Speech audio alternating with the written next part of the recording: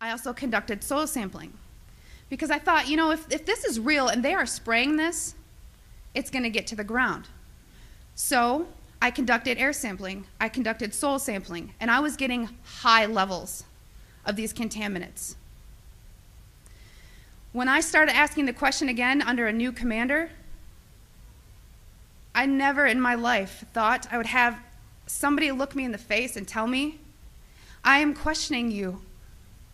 Is there something wrong with you? You've been looking really depressed lately.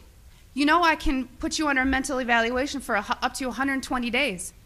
Who would take care of your daughter? Because I was divorced at the time. As soon as I heard that, I knew. It validated everything I ever thought. And I thought, I've spent 9 years of my life trying to protect human health, and here we are violating law after law after law. Just sitting here, instead of protecting the people, we are poisoning the people. And I've never got up so much courage from that fear of being thrown in a cage, because when you're in the military, folks, you're a number. You are a number, and every aspect of your life is controlled. I was so lucky that my enlistment was coming up and I was supposed to re-enlist. I ran and did not look back. And I have been blowing the whistle and shouting ever since. And I left October 27th, 2010.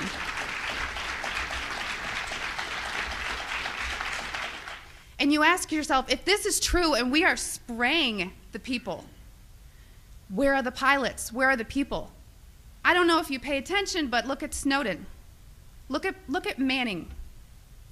People don't come forward because these supposed Whistleblower Act protections that you have are not enforced, they're not supported, and they really don't exist. But what I want you to take from this is to understand that I am being completely honest with you, and that geoengineering is occurring, it's been occurring, it is not new, and your tax dollars are funding this. I 100% know that the U.S. Air Force was involved, and it kind of, I think back to all these things that I never had noticed. If you don't know what to look for, you can't look for something. And once I realized a process they were trying to hide, people have come out of the woodworks, from EPA compliance officers to ex-people that I worked with in my career field, who I cannot state for obvious reasons. I've had pilots come forward. I've had people come forward that actually load the canisters on the planes. These people don't come forward because they are afraid that they're going to end up like Snowden. And I continue to speak to let people know I've been screaming about this for 3 years and I'm still here. And why are you so afraid? Because many of these people are on active duty. And if you are willing to die for your country, supporting, the Constitution and defending us from enemies foreign and domestic, you are willing to die for your country, but now you're scared. You are scared and cowardly to talk about this. So I'm not just speaking to all of you in this room, I'm speaking to all those people that are going to watch this online and watch it on YouTube. Because you can come forward, you can help expose this, and we can stop it. So many people want to ask, why? Why is this occurring? That's for later thought.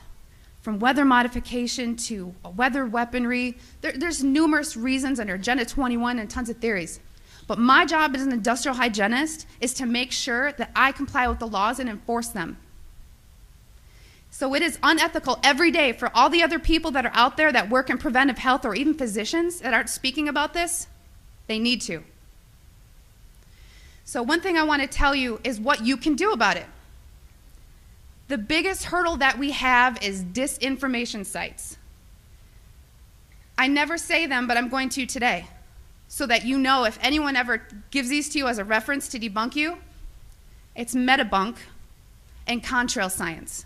Those are two websites that are ran by a government shill named Mick West. And he is a computer gaming programmer who tries to tell you about persistent contrails.